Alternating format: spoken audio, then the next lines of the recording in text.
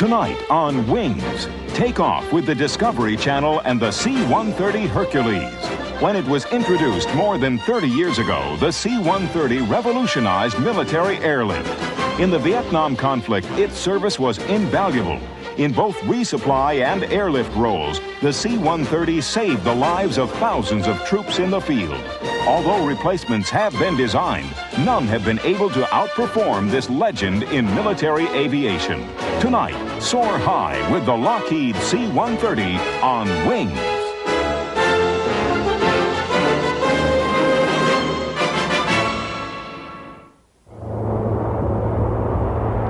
The C-130 Hercules is one of the most remarkable aircraft in the world.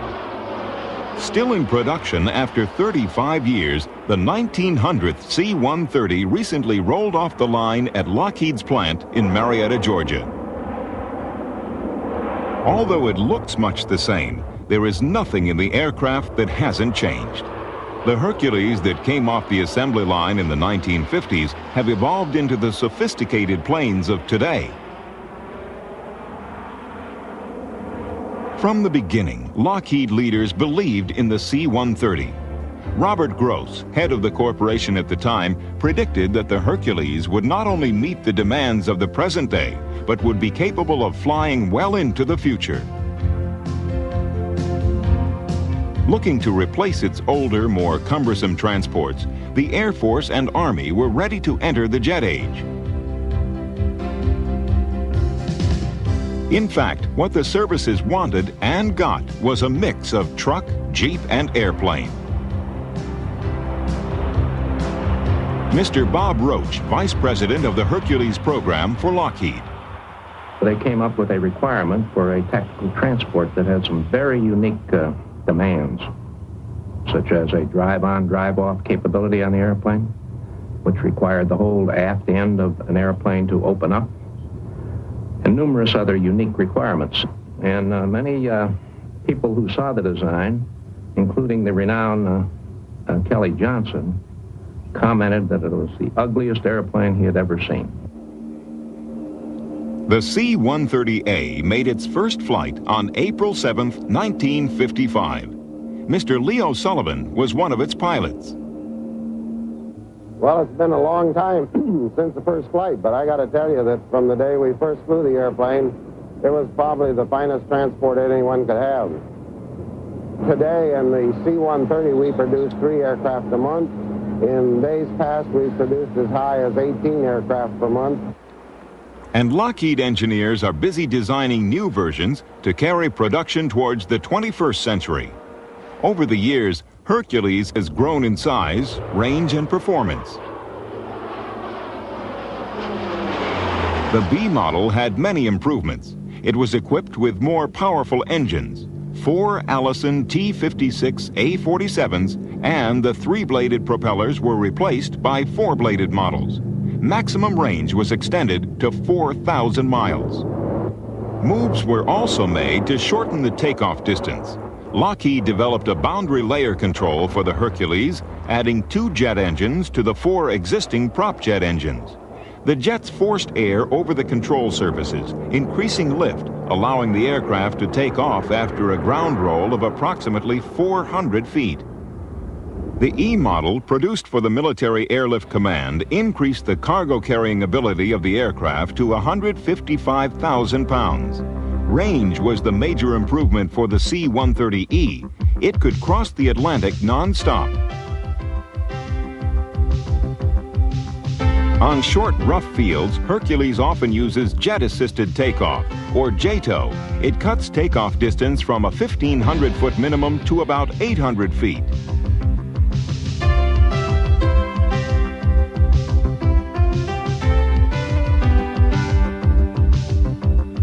The latest model of the Hercules is the C-130H. Many improvements have brought the aircraft completely up to date. When the armed services needed an aircraft to deliver troops and supplies, the C-130 was there. Lockheed's Hercules introduced prop jet power to transports.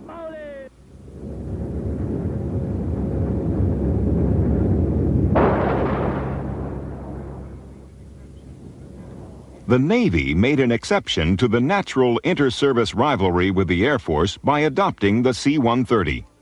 It was initiated by the Marines, who wanted an assault transport that could double as a tanker.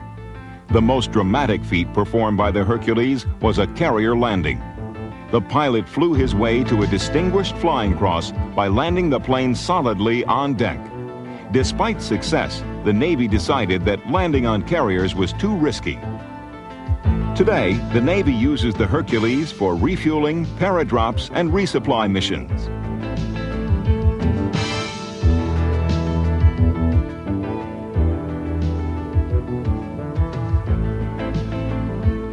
The U.S. Coast Guard flies regular patrols with its HC-130s. They track and mark the huge Atlantic icebergs which threaten northern shipping lanes. An increasingly important role for the HC-130 is detecting and monitoring oil slicks. Once the oil has been sighted, floating barriers can be dropped to help contain it. Because of the world demand for offshore natural resources, coastal surveillance has become more important.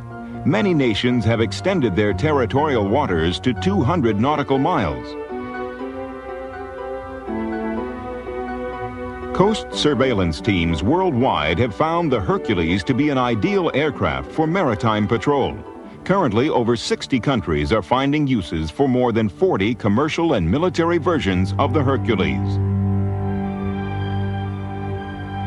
Whatever its colors or configurations, Hercules has always been there in time of need.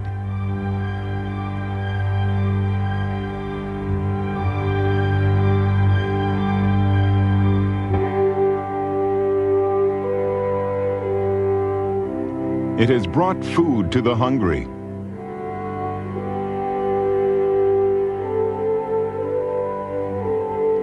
relief to victims of natural disasters,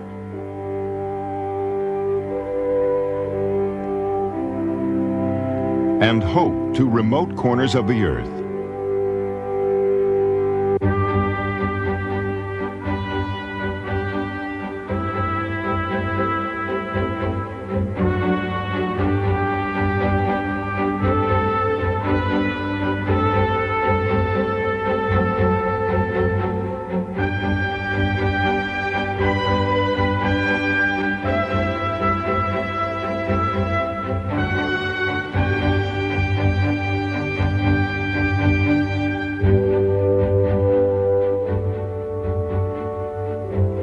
It's little wonder that this flying truck is known to many as the Samaritan of the skies.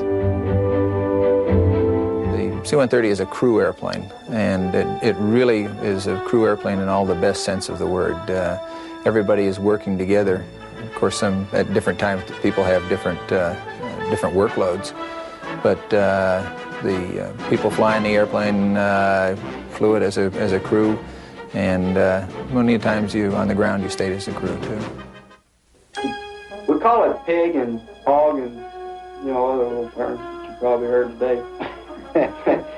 Especially when we're trying to make it do something like land, talking it down. It's the same thing when you're fishing. You got to talk to the fish, you won't catch it. Just like the airplane, the same thing. Down there, you got to talk it down. It's part of it.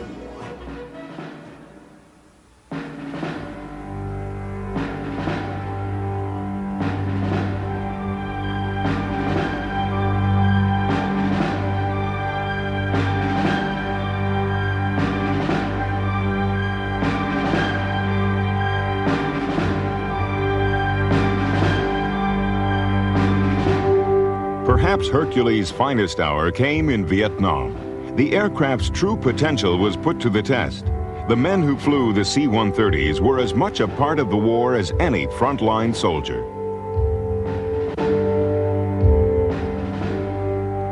The story of the Hercules in Southeast Asia is also their story.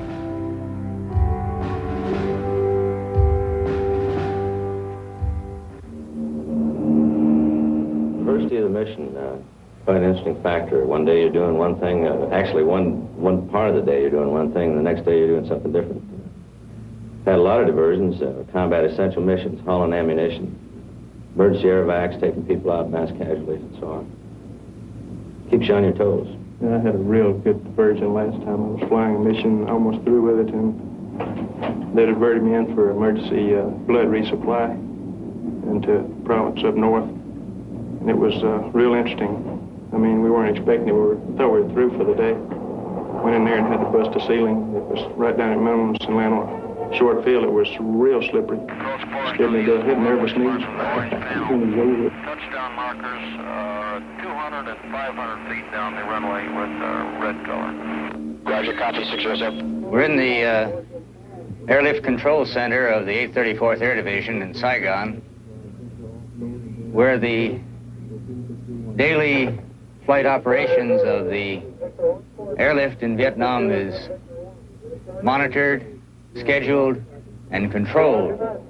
The boards that you see in the command center are used to display all the mission information for the some 800 to 1,000 sorties that are flown each day by C-7s, C-123s, and C-130s of the 834th Air Division. The 130 will operate in 2,500 feet, so it does have the capability to go into the forward areas, into the unimproved strips, and where the activity levels are high, the C-130 has proven to be the real workhorse of the fleet. Came under a rocket attack while we were there, so we got a delay out of there.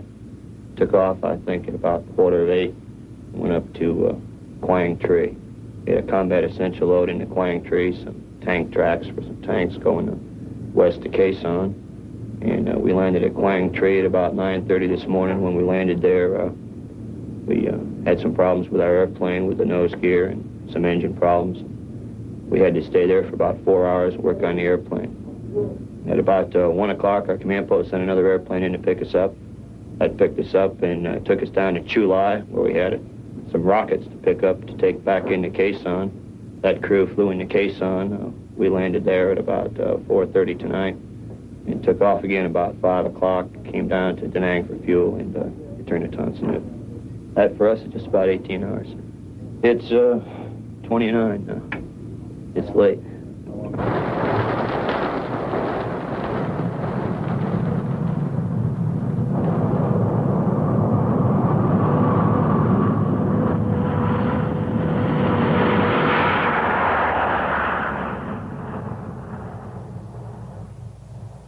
I am a flight nurse with the 903rd Air Medical Evacuation Squadron.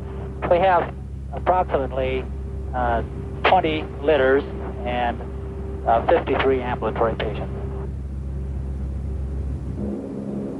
They're the best pilots in the world. They'll land on a dirt strip or they'll land on a piece of steel stuck in the middle of some godforsaken place and do a tremendous job.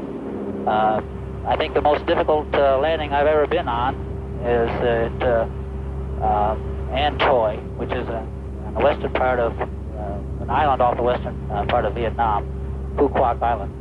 And it has a minimum runway, no lighting. And we went in there one night, it was just pitch black, raining like cats and dogs, and they had smudge pods and jeeps lighting the runway. And those fellows stuck it down there, just beautiful. Well, you hear pros and cons, you know, all from all the troops around. You hear these saying we're doing everything over here, and the Vietnamese are not holding up their end. It's their war. They should be fighting more of it. And you get a mission like we had today, and you go up there and you pick up these troops that had saw some that had their legs blown up, some of them burned half to death. And I tell you, you don't get that walking around out on the street. You get kind of mixed feelings, I think. Of course, you're happy to get them out of there because they're hurt. You want to get them back where they can get some treatment, some good treatment. And it's also kind of depressing. You can't get away from that. Of course, that's part of the war. People are going to get hurt. They were fighting a war. There's no doubt about it.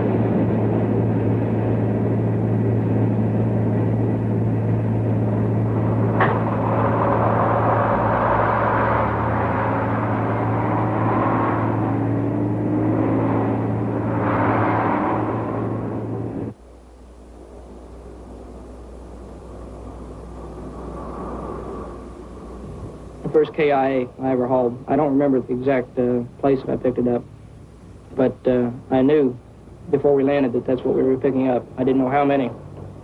And as it happened, we were empty. We had no other cargo on board. We came in, and they brought an ambulance out. It was an unmarked ambulance. And, of course, I knew they were, you know, GI KIAs. And it really makes you stop and think about, you know, like Alan has said before, that it may be somebody you know, or it could be you at one time or another. And it's really a bad scene as far as, especially if you've got an empty cargo compartment. There's just you and them, and it seems awful crowded at times.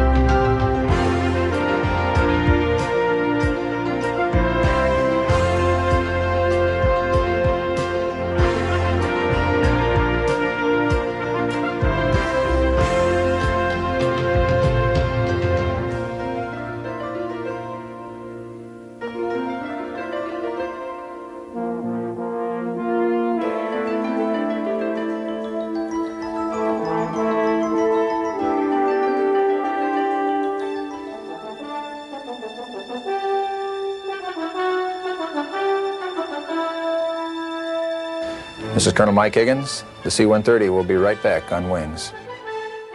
Well, we're back here in Quezon. I was here about 3 years ago, about this time. At the time we were running 130s in support of the Marines.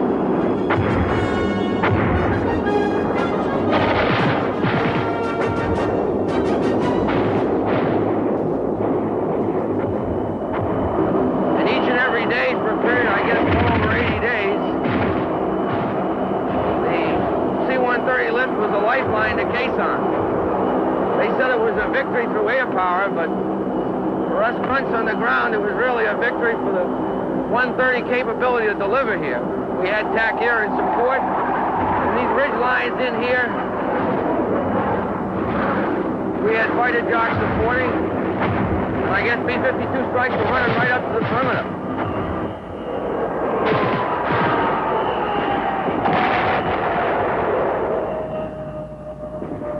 There were days when there was no TAC close air support, and the 130s continued air land. They'd land up in this area, and they'd take fire from the hills surrounding it coming in. They'd be under fire almost constantly, and then when they landed, the NVA and the hills would start flipping a few in on them. So we got the name of calling them mortar bait all the time. Their ground times then used to extend sometimes up to about 1 minute. You'd have 60 GIs run on to get out. Sometimes we keep a little longer for a medevac.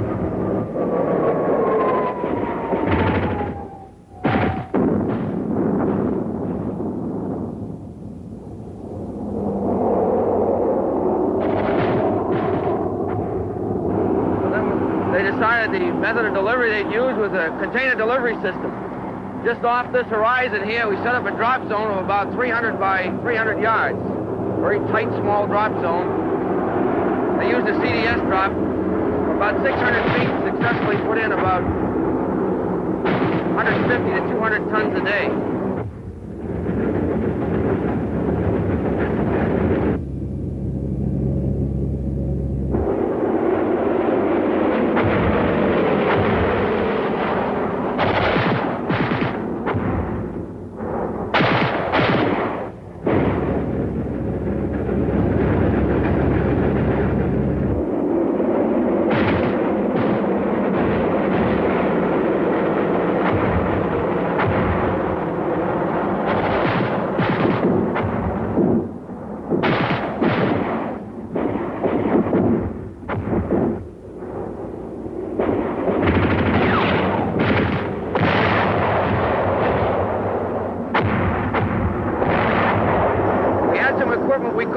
are in containers, these 1-ton containers, heavy bunker and barrier material, some of which you see around Quezon today. We asked the Air Force what they could do. They started with a LAPE, a low-altitude parachute extraction, and they successfully delivered for a number of days just tons and tons of barrier material and supplies.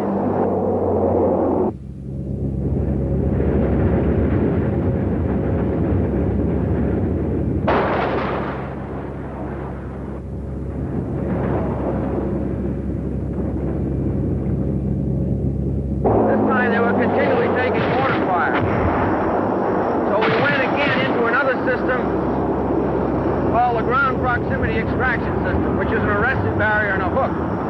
Our requirements for beans and bullets were well over 200 to 300 tons a day. We got a hell of a lot of in with choppers, but the heavy tonnage requirement was moved by the old 130s to TAC. It's been my experience with working with the airlifters during the last stint here that they supported us in the Delta, back into the Ashaw Valley with the first team in Al Louis. They've lost airplanes every trip, but I'll say this much for them. You call them, tell them where it has to be, and they'll put it in.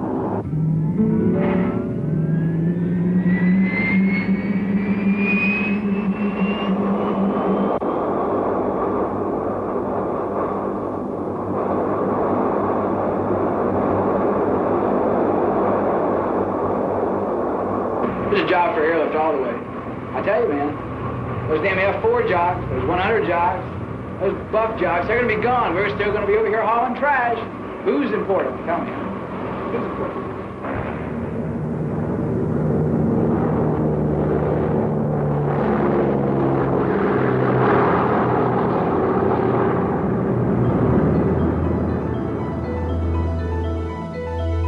Hercules also carried weapons.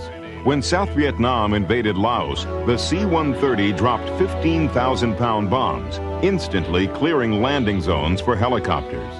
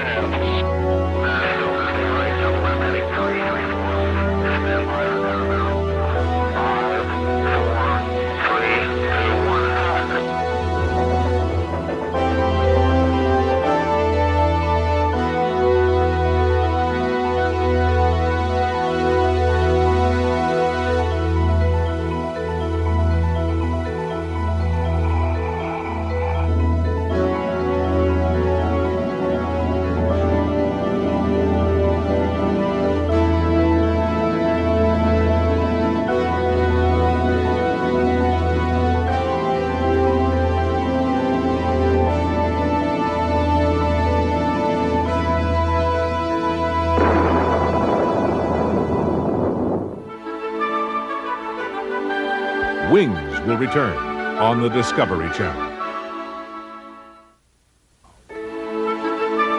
Now we return to Wings on the Discovery Channel.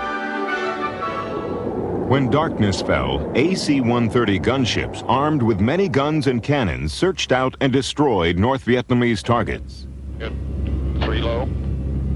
There's a hit. It's on lower. Lower. Oh, wow. Let's go. Nice hit. Oh, wait up, Holly. Okay, got any more? Wow. That's a boat? You betcha. Direct hit on tank 1 of target 4. Okay. And he's moving. Hit him right on. Oh, right! Continuing the gunship mission today, Hercules is still armed and ready. This C-130A is the first production Hercules delivered to the U.S. Air Force, tail number 533129. It carries more concentrated firepower than any fighter or bomber. Its mission, close air support.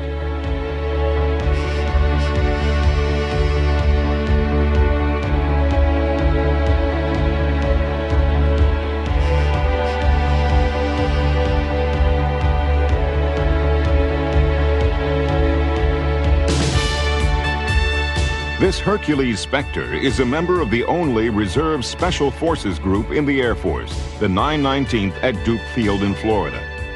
14 crew members fly in this aircraft. 5 are gunners. They're responsible for Spectre's guns, 2 7.6 millimeter miniguns, 40 millimeter Bofors cannons, and 20 millimeter Vulcans. If all 6 guns were brought online at once, their combined rate of fire would be over 17,000 rounds of fire per minute. Spectre is a C-130 that sees in the dark. Using television, electronic sensors, and infrared systems, it locates and destroys enemy targets by night.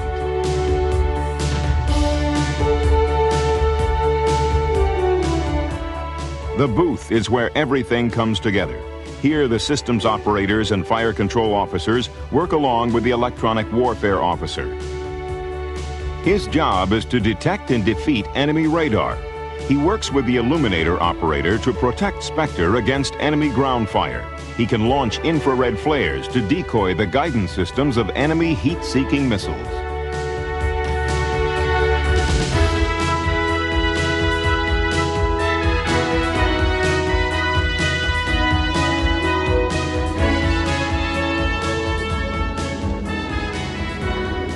And our slave to, I have several hotspots.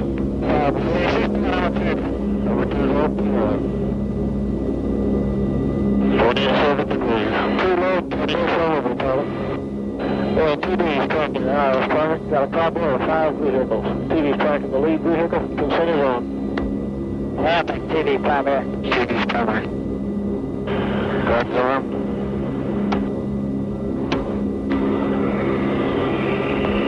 That's the site.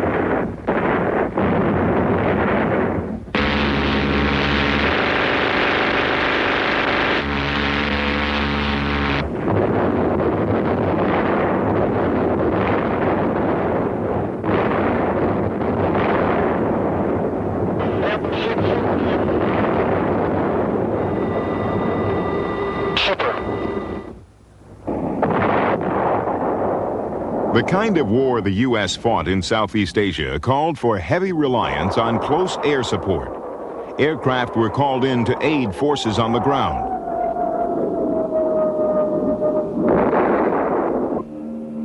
Hercules acted as an airborne battlefield command post, or ABCCC. The C-130 directed joint air and ground operations, controlled direct air support and airborne communications during special strikes, and served as a command post for air rescue activities.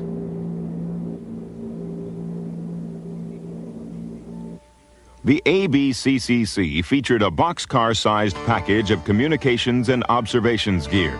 It was loaded into the C-130 for airborne operations and could also be flown into the forward area and set up on the ground. Hercules continues to serve as a platform for the ABCCC today. The C-130 performed many other functions. The RC-130 version of the Hercules carried a huge camera lens in its belly and was equipped with cameras and special avionics in the cargo area. The RC-130 photographed the landscapes and updated the maps of many countries. Remotely piloted vehicles, RPVs, or drones as they are commonly called, are launched from the DC-130 version of Hercules. Drones have been around a long time. In the Vietnam War, they were accepted as an alternative to manned aircraft. Drones flew over 3,000 missions in Southeast Asia. Of those 3,000, 200 were lost in combat, 200 that could have been manned aircraft.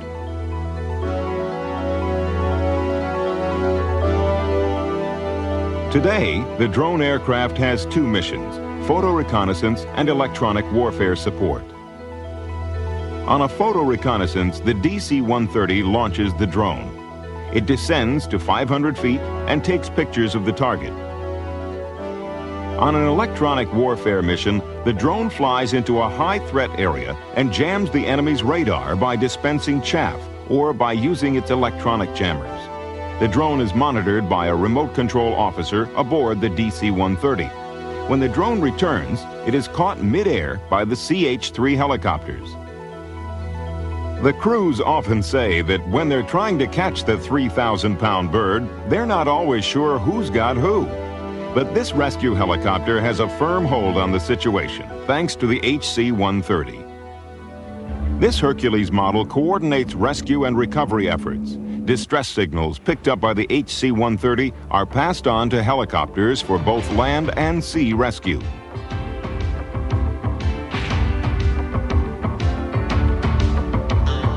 The JC-130 Hercules rescued astronauts returning from outer space. It was also used to retrieve instruments returning from orbit. The aircraft was fitted with hooks and wrench lines. As the space capsule descended by parachute, the JC-130 caught it in mid-air. Other Hercules were used in creating recovery systems using airborne winches to lift loads into a plane. This led to a new way to catch a ride on the Hercules.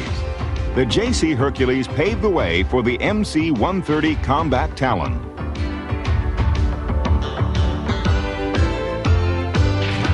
Special Operation Forces used the Talon with the Fulton Recovery System for live pickups. The Talon can pick up downed pilots, rescue special agents, or retrieve classified material from enemy areas. The MC-130 and its highly trained crews can fly into places where more conventional planes can't go, thanks to terrain-following radar and all-weather capability.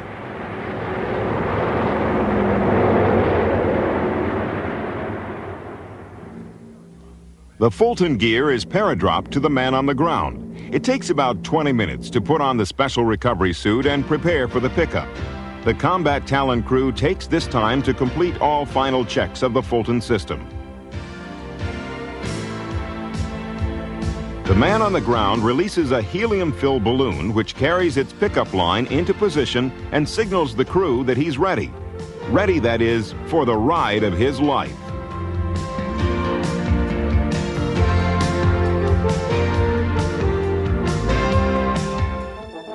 Seen a C-130 that hit a bulldozer on takeoff, and it tore out the ramp, the aft part of the airplane, and it flew about an hour and a half back to Cameron Bay from the forward location with the ramp half hanging out the back of the airplane, and made it okay.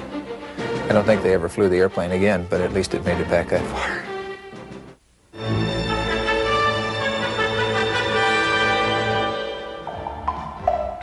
This strange-looking Hercules is Britain's C Mark II weather plane. Located behind its long candy-striped nose is a package of sophisticated weather gear. The U.S. Air Force WC-130 isn't as unique on the outside, but the mission it performs is equally as important. The WC-130 is known as the Hurricane Hunter.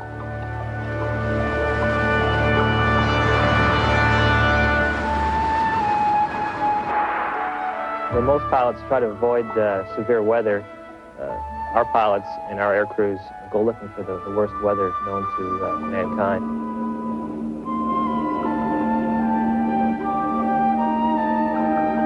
I'm Lieutenant Colonel Dennis Wood, commander of the 53rd Weather Reconnaissance Squadron, or as we're better known, the Hurricane Hunters. We are one of only 2 such units in the active duty Air Force and 1 in the Air Force Reserves.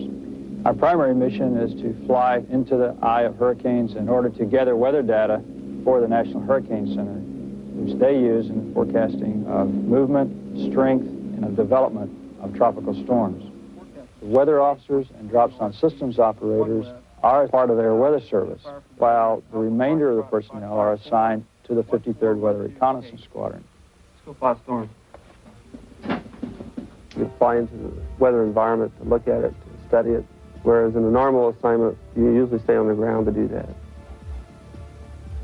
A lot of times we'll go out and fly the same hurricane 3, 4, 5 days in a row. A lot of those times you end up flying about 12 hours. You come back and land and you have 12 hours crew rest and you're out again, the same storm the next day. In this particular mission, a navigator is really important because a computer can be used from point to point, but we don't fly point to point in a storm. We're trying to draw a line to the center of the storm, and it isn't always straight. Every storm's different. Nothing can be decided ahead of time. Once you go through the wall, that's probably the busiest time for us. Not too much thought about the hurricane goes on.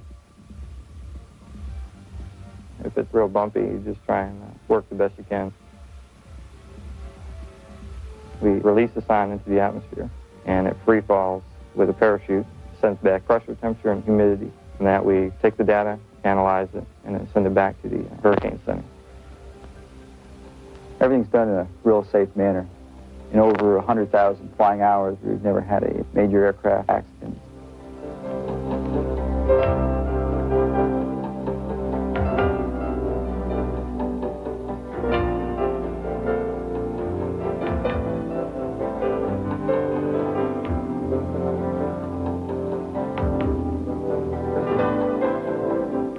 The experience that I've had that I really think is worth mentioning is the first storm, because it's beautiful to look at. It just struck me that I was very fortunate to be able to see a hurricane from that direction. Not many people have. I think that we're doing a valuable service for the people of the United States, but the mission we do will save some lives and help people prepare. It gives us a great satisfaction to be doing that type of humanitarian mission.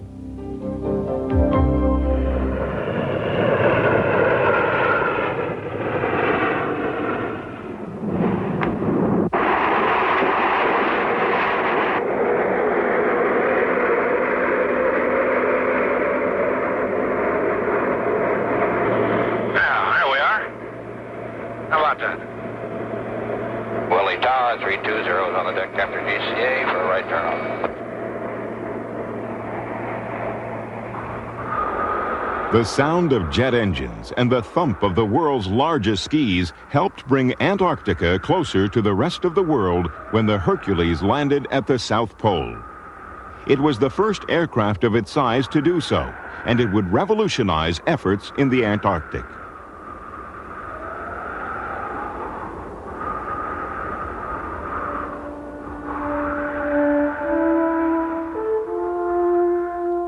Antarctica.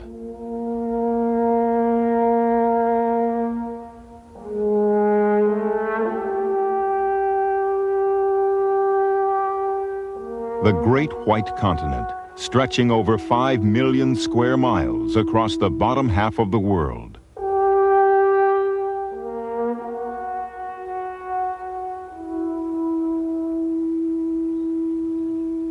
For centuries, freezing temperatures and long polar nights kept the South Pole locked in glacial isolation. Bridging the territory of cold and distance has been the dream of every polar explorer.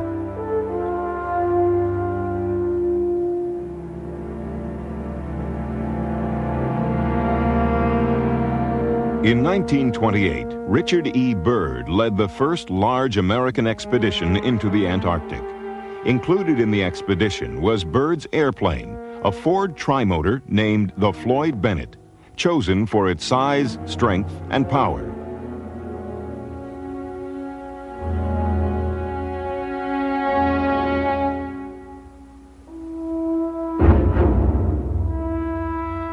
The expedition party struggled with the aircraft, trying to protect it against the merciless elements.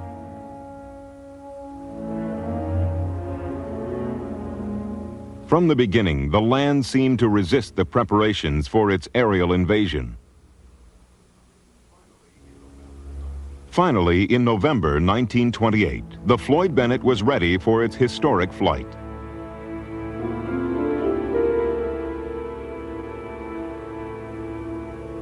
Months of struggle had led up to the most significant test of the airplane in the Antarctic.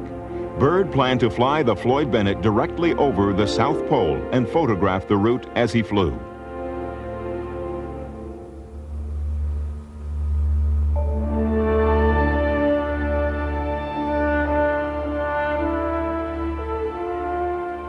Byrd and the Floyd Bennett took off on November 29th from the base camp at Little America. Those left behind followed his progress by radio.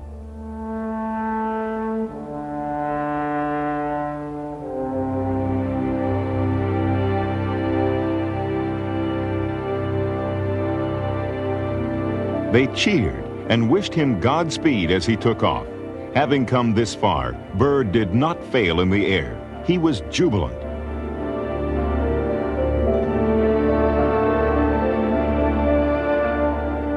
Freezing temperatures and icy wind could not keep the man and his plane from their goal, the polar center 90 degrees south. Byrd dropped the U.S. flag as he flew over the exact spot. It was an historic moment.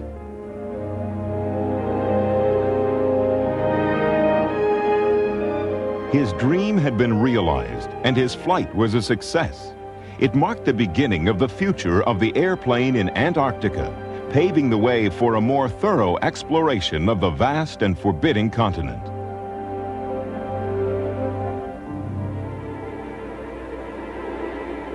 In the 1930s, Byrd made other trips to Antarctica, but not always with the same success. Several airplanes were battered or destroyed in the wind and cold. In later years, skis and prop jet engines would help realize the dream of polar flight and open other areas of the continent for exploration.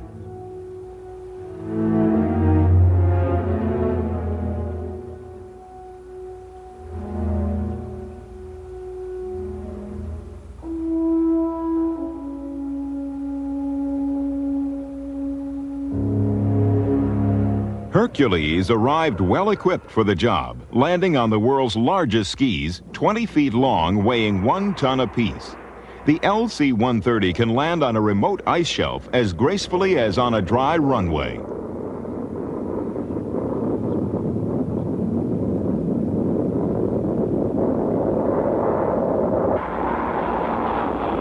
From the beginning, C-130s supported the Navy's Operation Deep Freeze, along with other scientific projects at the pole. They revolutionized exploration of the Great White Continent, taking scientists to formerly unreachable spots. Hercules provided a lifeline of food, fuel, and supplies to these remote outposts.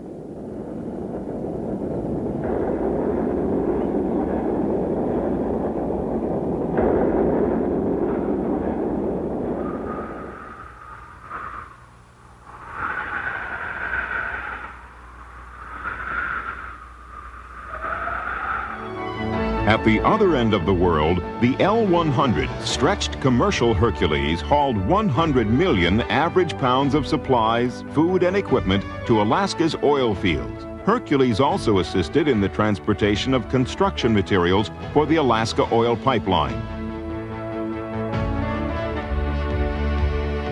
The Hercules worldwide fleet has logged almost 19 million flight hours with a history of safety and reliability.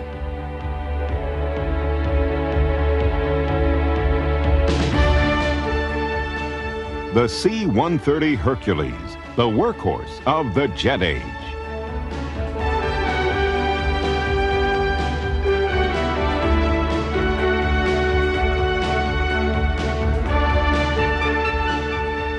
A one-airplane Air Force.